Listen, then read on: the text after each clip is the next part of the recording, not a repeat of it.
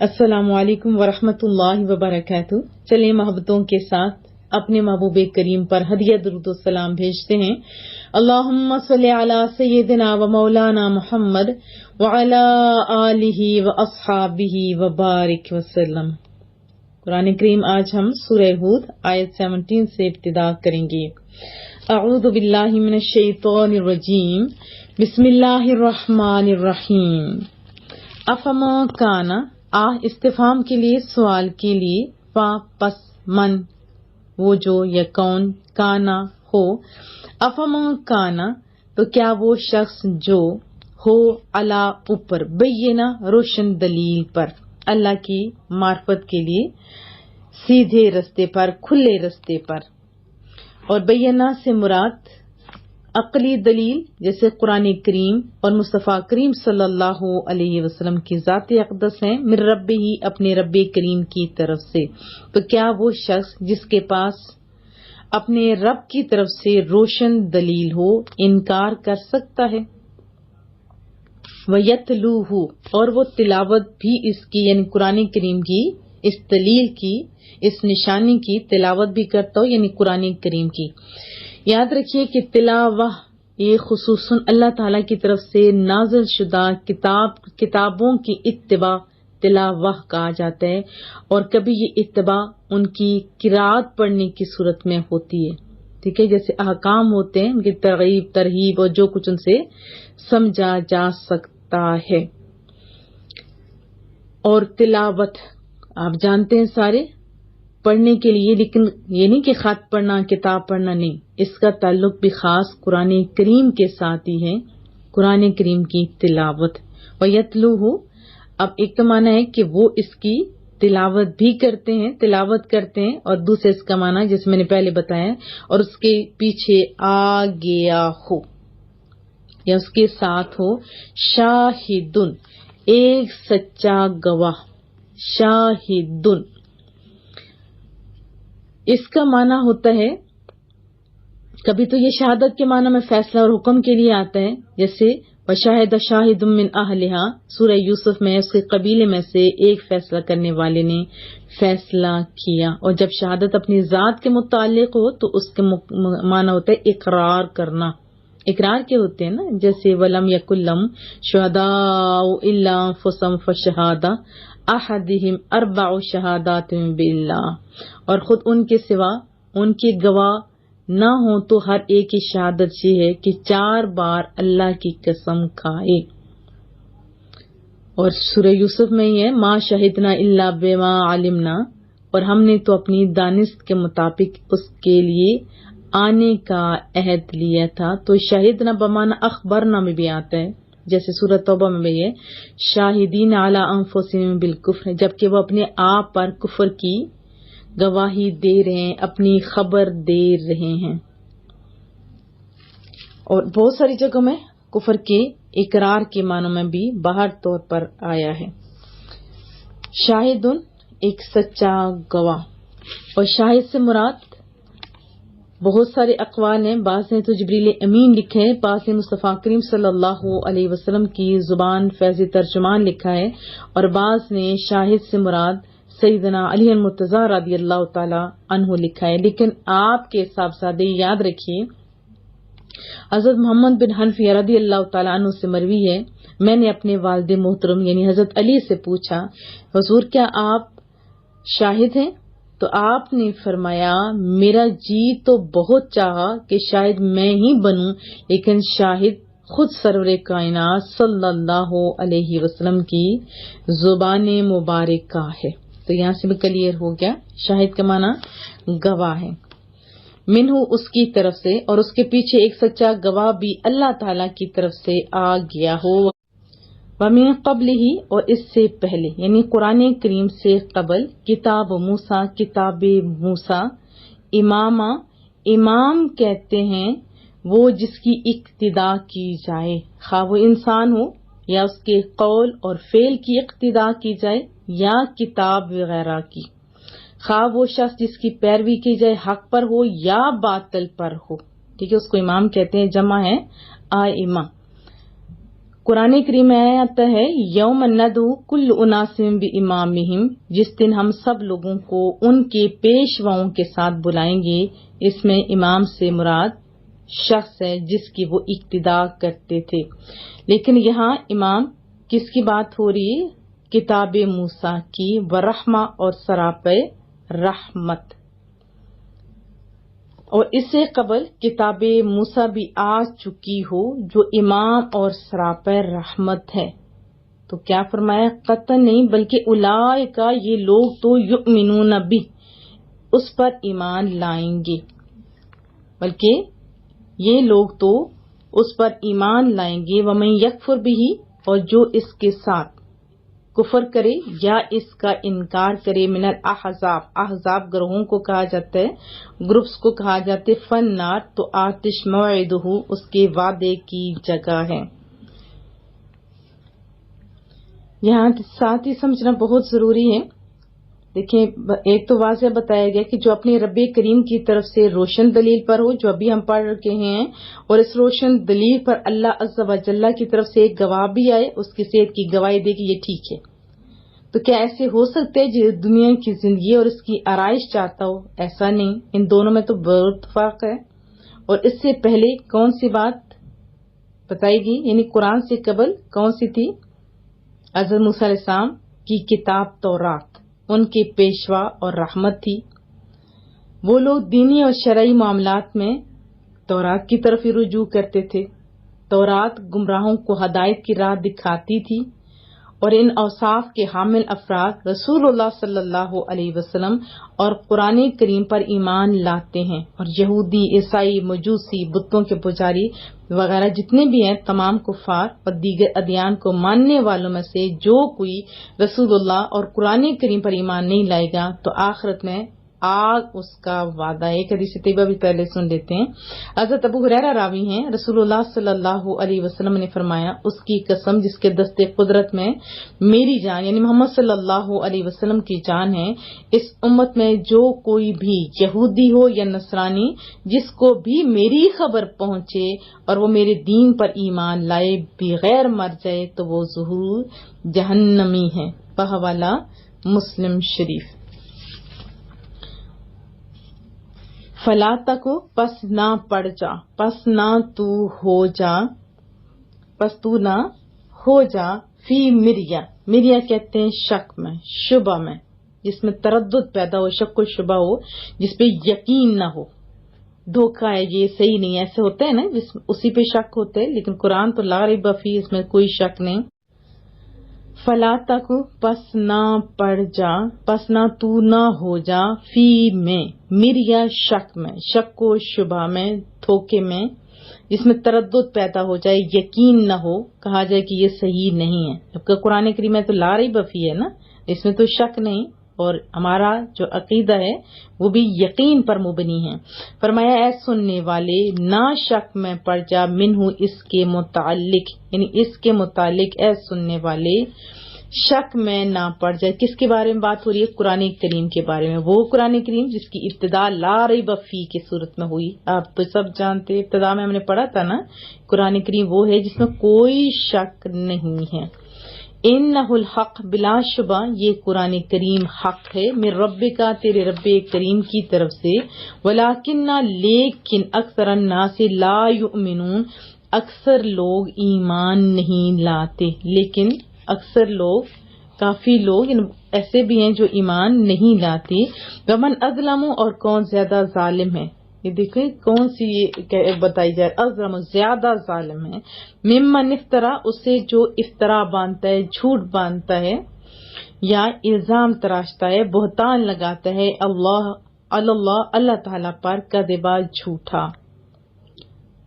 اور کون زیادہ ظالم ہے اس شخص سے جو اللہ تعالیٰ پر جھوٹا بہتان لگاتا ہے. اولئک، یہ یعرضون، پیش کیے جائیں گے، علی ربہم، اپنے رب کے سامنے. عرضی ہوتا ہے نا، عرضی کرنا، پیش کرنا، اپنی باتیں پہنچانا کہا جاتا ہے نا. تو یعرضون، پیش کیے جائیں گے وہ اپنے رب کے سامنے. یہ لوگ اپنے رب کے سامنے پیش کیے جائیں گے. وَيَقُولُ، اور کہیں گے، اشہاد، پہلے شاہد پڑھا، یہاں اشہاد پڑھا. گواہ ہیں. ہؤلائی یہی وہ ہیں الذین کذبوا جنہوں نے جھٹلایا، الذین کذبوا جنہوں نے جھوٹ بولا تھا علی ربہم اپنے رب کریم پر.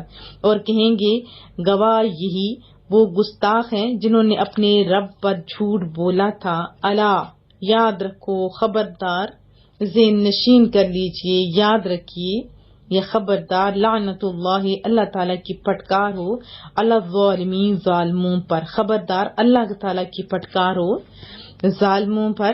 الذین یصدون وہ جو روکتے ہیں، یصدون جو روکتے ہیں، عن سبیل اللہ اللہ تعالیٰ کی راہ سے، راستے سے، ویبغونہا اور چاہتے ہیں اور تلاش کرتے ہیں، اس میں اللہ کی راہ میں، عوجا ٹیڑھا پن، کجی.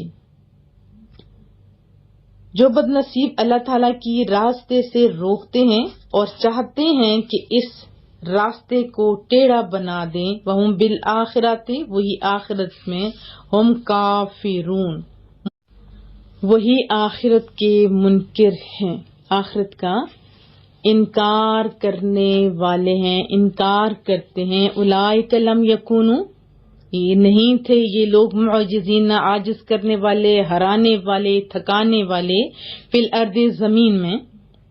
یہ لوگ زمین میں اللہ تعالیٰ کو عاجز کرنے والے نہیں تھے. وما کان لہم من دون اللہ اور نہ ہی ان کے لیے اللہ کے سوا تھا، من اولیاء اولیاء ولی کی جمع مددگار، حامی و ناصر مدد کرنے والا، حمایتی. اور نہ ہی ان کے لیے اللہ تعالیٰ کے سوا کوئی مددگار تھا. یضاعف وہ دگنا کر دیا جائے گا ان کے لیے، اللہ ان کے لیے دگنا کر دے گا، لہم ان کے لیے، عذاب و عذاب. یضاعف دگنا کر دیا جائے گا، لہم ان کے لیے، عذاب و عذاب اور ان کے لیے عذاب یا ان کے عذاب کو دگنا ڈبل کر دیا جائے گا. ما کانوا یستطیعون السمع وما کانوا یبصرون. سماعت کو کہا جاتا ہے سننے کو، اور یبصرون بصارت کو، وہ دیکھ سکتے تھے. نہ وہ آواز حق سن سکتے تھے اور نہ وہ نور حق کو دیکھ سکتے تھے. اولئک یہی وہ لوگ ہیں الذین خسروا جنہوں نے خسارہ پہنچایا، جنہوں نے خسارہ پہنچایا، نقصان پہنچایا. انفسہم کسی اور کو نہیں، اپنے آپ کو نقصان پہنچایا، اپنی جانوں کو خسارے میں ڈالا. وَضَلَّ ضاد لام لام اس کا روٹ ورڈ ہے، اور گم ہو گئی عنہم ان سے، ما کانوا یفترون جو وہ تراشا کرتے تھے، جو وہ افترا کرتے تھے، جو وہ اپنے پاس سے الزامات وغیرہ لگایا کرتے تھے کہ اللہ کا بیٹا ایٹسٹرا. یہی وہ بدقسمت ہیں جنہوں نے اپنے آپ کو نقصان پہنچایا اور ان سے وہ باتیں گم ہو گئیں جو وہ تراشا کرتے تھے. لا جرما یقیناً، لا جرما جس میں کوئی شک نہ ہو، یقین ہو، انہم یہی فی الآخرۃ آخرت میں، ہم الاخسرون. دیکھیں یہاں بھی کون سی بات بتائی، اخسرون سب سے زیادہ نقصان اٹھانے والے ہیں. اور یہی لوگ یقیناً آخرت میں سب سے زیادہ نقصان اٹھانے والے. مبالغہ کا صیغہ ہے. اللہ تعالیٰ پر افتراء باندھنے کا مطلب بھی آپ سمجھ لیجیے کہ وہ اللہ تعالیٰ کی طرف جھوٹی اور من گڑت باتیں منسوب کیا کرتے تھے. مثلا یہ کہ اللہ کا کوئی بیٹا ہے یا فلاں اس کا شریک ہے یا اس کا کلام ہو، تو اس کے متعلق کہا کہ یہ اس کا کلام نہیں، اور جس کا کلام نہ ہو اس سے اس کا کلام کہنا شروع کیا. کسی چیز کو اپنی مرضی سے حلال، کسی کو حرام کہہ دیا، اور دعویٰ یہ کیا کہ اللہ تعالیٰ نے اسے حلال اور اس سے حرام کیا ہے. اسی طرح بتوں کو سمجھنا کہ اس کے ہاں شفاعت کریں گے ایٹسٹرا. یہ تو ان کی بات تھی. ذرا اپنا بھی محاسبہ کر لیجئے. بہت سارے لوگ گھروں میں بیٹھے الف با بھی نہیں پڑھی ہوتی اور وہ فتویٰ دے رہے ہوتے ہیں. عورتوں میں بھی یہ بات بہت زیادہ پائی جاتی ہے، حلال اور حرام. دیکھیں قرآن و سنت پڑھے بغیر ایسے فتویٰ دینا غیر مناسب ہے. پھر جس کی داڑھی ہوتی ہے ہم اس کے پیچھے چل پڑتے ہیں، اسی سے مسائل پوچھنے لگ جاتے ہیں، اور وہ اپنی عزت بچانے کے لیے جھوٹ موٹ کے بتا رہا ہوتا ہے تو یاد رکھیے کہ جس طرح ہر ڈاکٹر ہر ایک جو ہوتے ہیں مرض اس کی دوائی نہیں دیتا بلکہ ہر ایک کا اسپیشل لسٹ ہوتا ہے، ایسے ہی دین کا بھی معاملہ ہے۔ دین میں جو صحیح مفتیان کرام ہیں ان سے سوالات کیے جائیں، ٹھیک ہے، اسی کا فائدہ ہوتا ہے۔ اور اسی طرح حلال اور حرام اس کے اوپر بھی توجہ کی حاجت ہے، کیونکہ بہت ساری چیزوں کو آج لوگ اپنی مرضی سے حرام قرار دے رہے ہیں، اور کئی تو بڑے بڑے لوگ ہیں جو کھلم کھلا کہتے ہیں یہ جو چیز ہے یہ حرام ہو گئی، یہ حرام ہو گئی، وہ حرام ہو گئی۔ سورۃ التوبہ کی آیت ہے اتخذوا احبارهم ورهبانهم اربابا من دون الله والمسيح ابن مريم وما امروا الا ليعبدوا الها واحدا لا اله الا هو سبحانه عما يشركون۔ حضرت عدی بن حاتم پہلے عیسائی تھے، آپ جانتے ہیں، انہوں نے اسلام قبول کیا۔ انہوں نے بارگاہ رسالت میں عرض کی کہ محبوبہ ہم تو انہیں رب نہیں مانتے تھے، یعنی جو ہمارے احبار تھے، پادری تھے، رہبان جو راہب تھے، ان کو تو ہم رب نہیں مانتے تھے۔ اس کا آیت کا ترجمہ تو یہ ہے نا کہ انہوں نے اپنے پادریوں اور راہبوں کو اپنا پروردگار اللہ کو چھوڑ کر بنا لیا تھا، اور حضرت عیسیٰ ان کے جو حضرت مریم کے بیٹے ان کو بھی خدا بنا لیا، حالانکہ انہیں حکم دیا گیا تھا کہ صرف اللہ کی عبادت کریں جو ایک ہے، اس کے سوا کوئی خدا نہیں، وہ پاک ہے اسے جس سے وہ اس کا یعنی اللہ کا شریک بناتے ہیں۔ تو حضرت عدی بن حاتم جو پہلے عیسائی تھے، اسلام قبول کیا تو بارگاہ رسالت میں عرض کی کہ محبوبہ ہم تو انہیں رب نہیں مانتے تھے۔ قرآن کی اس آیت کا مطلب کیا ہے، مدعا کیا ہے؟ رسول اللہ صلی اللہ علیہ وسلم نے فرمایا اگر وہ حلال چیزوں کو حرام اور حرام چیزوں کو حلال کر دیتے تو کیا تم ان کی ان باتوں کو نہیں مانتے تھے؟ حضرت عدی نے عرض کیا کہ ایسا تو ہم کرتے تھے۔ رسول اللہ صلی اللہ علیہ وسلم نے فرمایا یہی ان کو رب ٹھہرانا ہے۔ اس سے کیا پتہ چلا کہ اللہ اور اس کے رسول کی حلال کی ہوئی چیزوں کو اگر کوئی حرام کر دے یا ان کی حرام کردہ چیزوں کو حلال کر دے تو اس نے گویا تشریع اور قانون سازی جو صرف اللہ اور اللہ کے محبوب کا حق تھا، جو صرف اللہ تعالیٰ کا حق ہے، اس کو اپنے ہاتھ میں لے لیا، اور جن لوگوں نے ان کی باتوں کو مانا گویا انہوں نے اس جس کی بات اس نے مانی اس کی خدائی کو تسلیم کر لیا۔ جیسے ہوتا ہے نا اصال ثواب کی چیز کو اور پتہ نہیں کیسے کیسے اور آسانی کے ساتھ کہہ دیتے ہیں حرام ہے، حرام حرام، تو توجہ کی حاجت ہے۔ پھر ایک بات حدیث طیبہ بھی سن لیتے ہیں، بخاری شریف کی حدیث طیبہ ہے، مسلم میں بھی ہے کہ روز قیامت کفار اور منافقین کو تمام مخلوق کے سامنے کہا جائے گا کہ یہ وہ لوگ ہیں جنہوں نے اپنے اللہ عز و جل پر جھوٹ بولا تھا، اور ظالموں پر خدا کی لعنت۔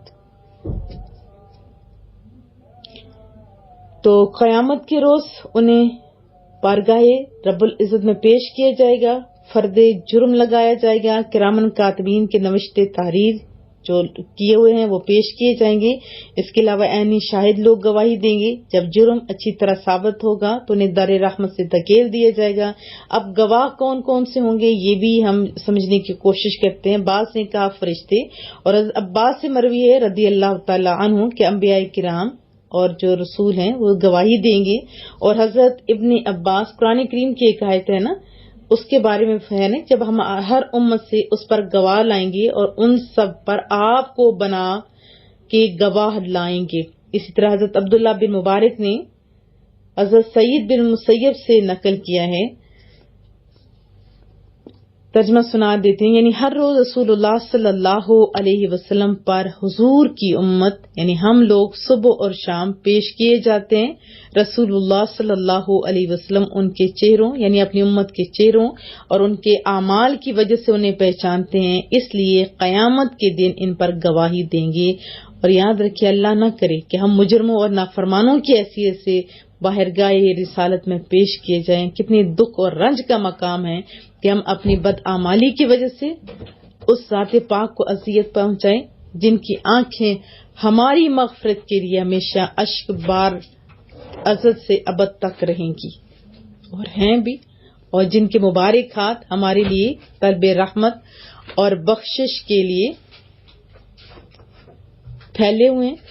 حضرت بہاؤالدین نقشبندی رحمت اللہ علیہ کا واقعہ بھی سنا دیتی ہوں. ایک دفعہ وہ حج پہ جاتے ہیں, حج کے لیے حاضری دیتے ہیں, کعبے کی دہلیز کو پکڑتے ہیں سارے ارکان ادا کر کے. جب کعبے کی دہلیز پہ پہنچتے ہیں پکڑتے ہیں, پھوٹ پھاڑ کر رونا شروع کر دیتے ہیں, اپنی مغفرت کی التجائیں کرتے ہیں. آخر میں عرض کی کہ مولا کریم اگر تیری مرضی یہ ہو کہ مجھے بخشا نہ جائے, یعنی میرے مقدر میں اگر بخشش نہیں ہے تو یہ التجا میری سن میرے مولا کہ مجھے قیامت کے روز نابینا کر کے اٹھا تاکہ میں تیرے محبوب کی جناب میں شرمسار نہ ہوں. ذرا میں اور آپ اپنا بھی محاسبہ کرتے ہیں. کیا ہم اس قابل ہیں کہ رسول اللہ کا سامنا کر سکیں؟ کیا ہمارے اعمال ایسے ہیں؟ ابھی بھی جب محبوب کے سامنے ہمیں پیش کیا جاتا ہے تو کیا سوچیے ہمارے اعمال اس قابل ہیں؟ تو گویا ہم ان کو تکلیف پہنچا رہے ہیں نا. آج سے کیا ہم سارے مل کے کوشش نہیں کر سکتے کہ اچھے کام کریں گے, برے کام تو ہم کبھی بھی نہیں کریں گے؟ کیا میں توقع رکھوں؟ انشاءاللہ تعالی. پھر ایک اور چیز جو اللہ تعالیٰ کی راہ سے روکتے ہیں اور دوسرے لوگوں کو حق سے متنفر کرنے کے لیے یہ طریقہ رہا ہے شروع سے کہ حق کو توڑ موڑ کر پیش کیا جاتا ہے ایسے کہ سننے والا آٹومیٹکلی نفرت کرنے لگتا ہے اور اس کو وہ جو صحیح بات ہے اس کو غلط سمجھنے لگتا ہے. آج بھی باطل پرستوں کا یہی شیوا ہے. وہ خود تو بن کے بیٹھے ہوئے حق کے ترجمان, لیکن اس کو ایسا جامہ پہنا رہے ہیں کہ انسان اس سے دور بھاگتے ہیں, یعنی دور بھاگنے میں ہی عافیت سمجھتے ہیں جن کو صحیح سمجھ ہے. اللہ رحم کرے. اس کی وجہ بھی یہ ہے نا کہ وہ غلط ملت توڑ موڑ کے پیش کرتے ہیں. ایک تو وجہ یہ ہے کہ آپ لوگوں کے پاس علم نہیں ہوتا, اس لیے جھانسے میں پھنس جاتے ہیں.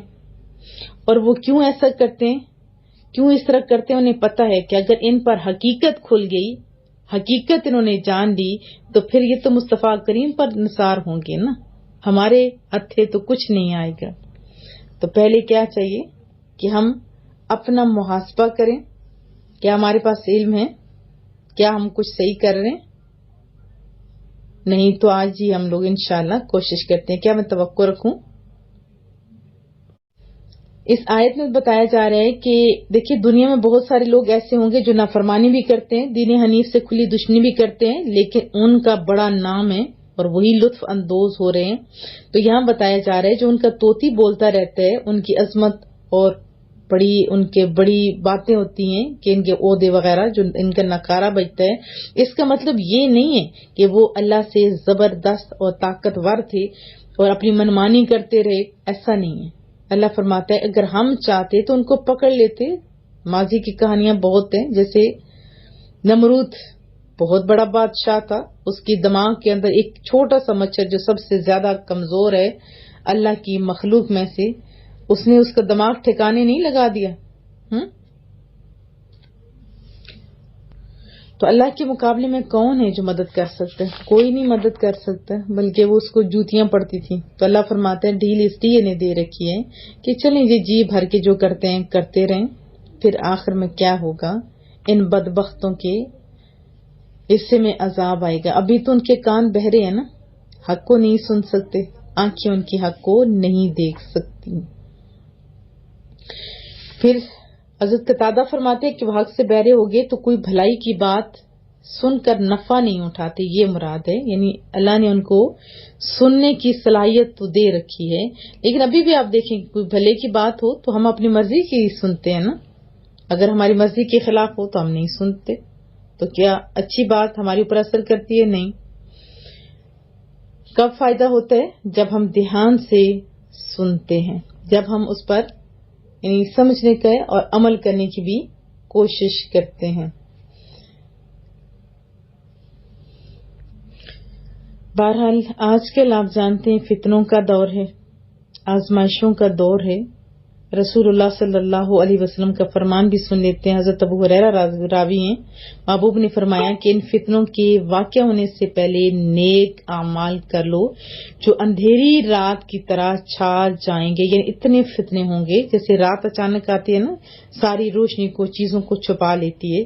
فرمایا ان فتنوں کے واقع ہونے سے پہلے نیک اعمال کر لو جو اندھیری رات کی طرح چھا جائیں گے. ایک شخص صبح مومن ہوگا اور شام کو کافر، یا شام کو مومن ہوگا اور صبح کافر، اور وہ معمولی سی دنیوی فائدے کے بدلے میں اپنا دین بیچ ڈالے گا. بحوالہ مسلم شریف. حضرت ضحاک رضی اللہ تعالیٰ عنہ سے مروی ہے، ایک شخص نے عرض کی کہ محبوبہ، لوگوں میں سب سے زیادہ سب سے بڑا زاہد کون ہے؟ فرمایا وہ شخص سب سے بڑا زاہد ہے جو اپنی قبر کو اور اپنے فنا ہونے کو نہ بھولے، دنیا کی زیب و زینت کو چھوڑ دے، باقی رہنے والی کو فنا ہو جانے والی پر ترجیح دے، اپنے آنے والے دن کو شمار نہ کرے اور خود کو مردوں میں شمار کرے. بحوالہ شعب الایمان. مراد کیا ہے کہ اچھے کام کرے اور دنیوی فائدوں میں ہی، دنیاوی حسن میں، زیب و زینت میں گم ہو کر نہ رہ جائے، بلکہ جہاں پکا پکا رہنا ہے اس کی تیاری کرے. تو آپ اور میں ذرا اپنا محاسبہ کر لیتے ہیں کہ ہماری ترجیحات میں کیا چیز شامل ہے. کیا شامل ہے؟ دنیا نا. تو کیا پرماننٹ آپ نے اور میں نے دنیا میں رہنا ہے؟ نہیں نا. تو جہاں پکا پکا رہنا ہے تو وہاں تیاری بھی پکی پکی کرنی پڑتی ہے. ایسی بات ہے نا. تو اپنا جو اعمال ہیں ان کو بھی دیکھیے، اچھے کام کیجیے. مجھے میرے تمام جو معاونین ہیں ان کی یہ ہمیشہ دعا کیا کیجیے کہ اللہ آسانیاں پیدا فرمائے، اور اس کا شکر ہے کہ اس نے ہمارے ہاتھوں میں قرآن کریم دیا. اللہ ہماری ان نوکریوں کی حفاظت فرمائے، اور جب اس دنیا سے بھی جائیں تو قرآن کریم پڑھتے پڑھتے، لا الہ پڑھتے پڑھتے، محبوب کے اوپر درود پاک پڑھتے پڑھتے اس دنیا سے چلے جائیں. کریم رب سے دعا ہے، مولا کریمہ جو لوگ بہت پریشان ہیں اس ٹائم، ان کی پریشانیوں کو دور فرما. جو بہت بیمار ہیں مالک ان کو آزمائشوں سے بچا، لوگوں کی محتاجی سے بچا، اور خاتمہ بالایمان فرما. میرے مالک والدین بہت ہی محترم ہوتے ہیں، ان کے لیے ہم اف بھی نہیں کر سکتے، لیکن مالک ایسے حالات بھی نہ پیدا فرما کہ اولادوں کو اس طرح نافرمانی کرنی پڑے، اور ہماری اولادوں کو بھی اپنے والدین کا فرمانبردار بنا. میرے مالک تو ہم سے راضی ہو جا. اے کریم تو ہم سے راضی ہو جا. ہمارے والدین پر رحم فرما، جو ہمارے معاونین ہیں جن کو ہماری فکر رہتی ہے. اے مالک تو ان کو دونوں جہانوں کی نعمتوں سے مالا مال فرما.